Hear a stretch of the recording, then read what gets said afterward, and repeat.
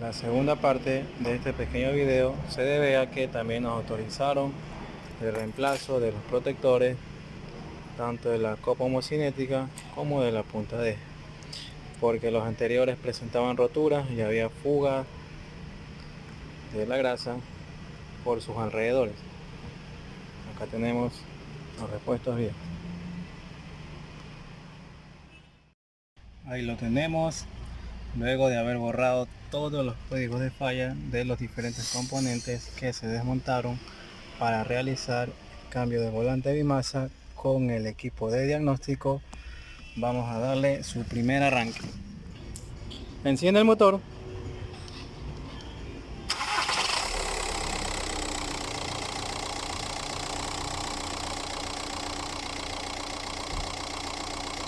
Apaga.